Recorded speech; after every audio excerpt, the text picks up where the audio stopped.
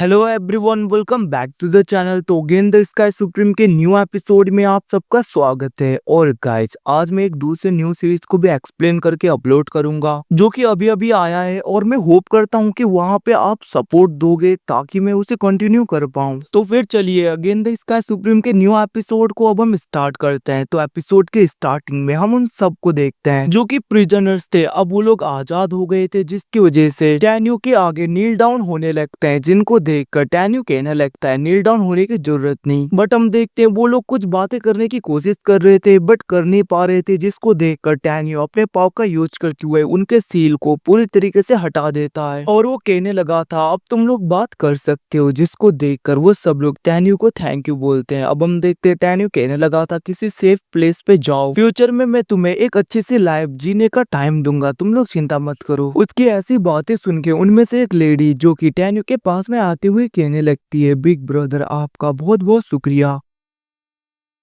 उसे देखकर टैन्यू शॉक हो गया था। वो कहने लगता है इसके पास में तो 7 वेन डिवाइन बॉडी है, जिसकी वजह से ये लोग जरूर 7 वेन डिवाइन गॉड क्लैन से बिलोंग करते होंगे। ये सब कुछ सोचते हुए टैन्यू उन्हें रोकते हुए कहने लगता है आखिरकार तुम्हारा नाम क्या है, जहाँ पे वो लेडी अपना नाम लूअर बताती है। टैन्यू कहने लगा था क्या तुम मेरी डिसाइपल बनोगे। अब ये सब कुछ कहते हुए वो उसके मदर एंड फादर की तरफ देख रहा था, जिसको देखकर दूसरी तरफ हम देखते लूअर एकदम से खुश हो गई थी और वो आगे बढ़ते हुए कहने लगती है ब्रदर मैं आपको अपना मास्टर मानने के लिए तैयार हूँ, बट मैं अपने फैमिली के साथ में रहना चाहती हूँ ताकि उन्हें कोई भी बुली ना कर पाए। उसकी ऐसी बातें सुन के सियान कहने लगती है तुम छोटी सी बच्ची हो, चिंता मत करो, ऐसा कुछ भी नहीं होगा। वहीं पे दूसरी तरफ हम टैन्यू को देखते हैं जो कहने लगा था तुम चिंता मत करो, मैं तुम्हें अपने साथ में लेकर नहीं चलूंगा, बट क्या तुम मुझे अपना मास्टर मानती हो। हम देखते हैं वो घुटनों में आ गई थी, जिसको देखकर टैन्यू उसके अंदर एक टेक्निक को डालते हुए कहने लगता है मैंने जिन मेथड्स और जिन टेक्निक्स को तुम्हारे अंदर डाला है इन्हें तुम ध्यान से कल्टीवेट करना, और 1000 सालों तक कल्टीवेट करने के बाद में डायरेक्टली होमिंग डिवाइन रिलम में आ जाना मुझे ढूंढने के लिए। टैन्यू की ऐसी बातें सुन के हम देखते वहाँ पे लूअर कहने लगती है जैसा आपको हो मास्टर, और हम देखते हैं वो अपने पेरेंट्स के साथ में वहाँ से चली गई थी। ये सब कुछ देखकर उसिन कहने लगता है ब्रदर आखिरकार आपने अचानक उसे अपना डिसेबल क्यों बनाया, आप तो ऐसा नहीं करते। ये सब कुछ सुन के टैन्यू कहने लगता है लंबी स्टोरी है, इन सब के बारे में मैं बाद में बातें करूंगा तुम लोगों से। इतना कहते हुए वो यिंग को बाहर निकालता है, कहने लगता है तुम सिटी के अंदर जाके पूरे 8 हेवंस में अच्छी तरीके से नजर रखो, आखिरकार यहाँ की लेट एम्परर क्या करती है सब कुछ। जिनकी बातों को सुन के वहाँ पे यिंग भी चली गई थी। वहीं पे दूसरी तरफ टैन्यू उन सबको लेकर कहीं पे चला जाता है। यहाँ से सीन शिफ्ट होके डायरेक्टली हमें 8 हेवन के लेट एम्परर को दिखाया जाता है, मतलब कि लेट एम्प्रेस ही बोले क्योंकि गाइस ये लड़की है। और उसके साथ में एक सिटी लॉर्ड होता है जहाँ पे वो दोनों बातें कर रहे थे, जहाँ पे वो सिटी लॉर्ड कहने लगता है लेट एम्परर मैंने 9 हेवन में लोगों को भेजा है ताकि वहाँ पे अच्छी तरीके से सब कुछ पता कर पाए, बट अभी तक कोई भी क्लू हाथ में नहीं लगा हमारे। वो लोग ऐसी बातें कर ही रहे थे तभी हम देखते वहाँ पे एक जनरल भागते हुए आता है। वो कहने लगता है सिटी लॉर्ड, और हम देखते वहाँ पे लेट एम्परर होने की वजह से वो एम्प्रेस करते हुए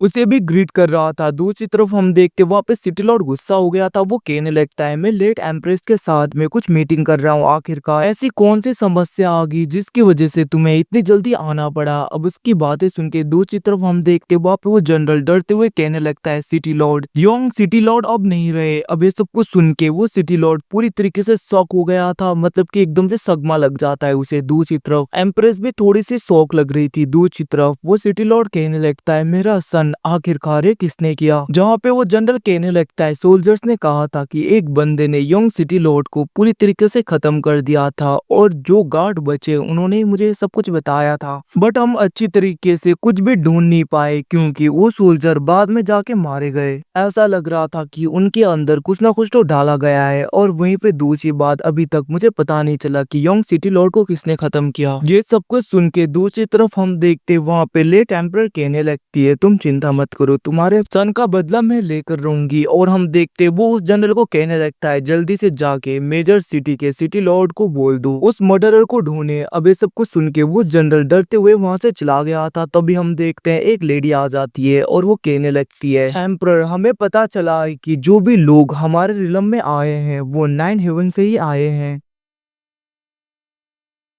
क्योंकि 9 हेवन से आने वाला पोर्टल जो कि 8 हेवंस में खुलता है, उसे गार्ड करने वाला एल्डर भी पूरी तरीके से खत्म हो गया है। उसके ऐसी बातें सुन के लेट एम्परर कहने लगती हैं, तो फिर ये सब कुछ उन्हीं लोगों का काम है जिन लोगों ने 9 हेवंस को पूरी तरीके से डिस्ट्रॉय कर दिया। अब वो लोग हमारे 8 हेवंस में भी आ गए हैं। तभी तो मैं सोचूं आखिरकार 8 हेवंस में किसकी इतनी हिम्मत हुई जो मेरे अपोज में जाए। ये जरूर उन सबका ही काम है। और जल्दी से तुम जाओ और ट्रेजर पवेलियन को पूरी तरीके से नजरबंदी में रखो, कोई भी अंदर जाने ना पाए। तब तक मैं ओरिजिन सुप्रीम के पास में जाके उन्हें इन सब के बारे में बताती हूँ। इतना कहते हुए हम देखते वो वहां से चली गई थी। अब यहाँ से सीन शिफ्टों के दूसरी तरफ हम एक कीड़े को देखते जो कि उसी जगह से बाहर जाता है और हमें पता चलता है कि ये कीड़ा और किसी का नहीं यिंग यिंग का होता है। उसने उसकी सारी बातें सुन ली थी और वो डायरेक्टली टैन्यू के पास में जाने के लिए निकलने लगती है। अब यहाँ से सीन शिफ्टों के दूसरी तरफ हम टैन्यू उन सबको देखते हैं जहाँ पे वो लोग कहने लगते हैं। तो फिर वो lady 9 when ancient God clan से बिलोंग करती है। उसकी बातें सुन के सियान कहने लगती है आखिरकार इसमें इतना ज्यादा खास क्या है, जिसके रिप्लाई में हुसिंग कहने लगता है एंशिएंट टाइम में कहा जाता था कि इस यूनिवर्स का जब डिस्ट्रक्शन हुआ था तब 4 एंशिएंट क्लैन थे बचने वाले, उनमें से एक क्लैन से वो लेडी भी बिलोंग करती है और दूसरी तरफ यिंग यिंग भी एक एंशिएंट क्लैन से ही बिलोंग करती है। ऐसे 2 और क्लैन्स हैं। दूसरी तरफ हम देखते हैं वो लोग कहने लगता है तो फिर आखिरकार अगर यूनिवर्स का डिस्ट्रक्शन हुआ था तो फिर से ये ठीक कैसे हुआ पहले जैसा, जिसके रिप्लाई में टैन्यू कहने लगता है यूनिवर्स के डिस्ट्रक्शन के बाद में हार्ट ऑफ सुप्रीम इन्हें पूरी तरीके से कंबाइन किया गया, जैसे कि हार्ट ऑफ होंगमिंग सुप्रीम और क्योस सुप्रीम और ओरिजिन सुप्रीम तीनों के हार्ट को एक साथ पे कंबाइन करने के बाद में फिर से ये यूनिवर्स पूरी तरीके से ठीक हुआ था। अब 80,000 साल बचे हैं जिसके बाद में फिर से ये कॉस्मिक डिस्ट्रक्शन आएगा और उस टाइम में भी ये तीनों हार्ट की जरूरत पड़ेगी। अब इन सबको सुन के दूसरी तरफ मिस बिंग सैड हो रही थी। टैन्यू कहने लगता है 80,000 ईयर से पहले मुझे ओरिजिन सुप्रीम और क्योस सुप्रीम को पूरी तरीके से खत्म करना होगा, जिसके बाद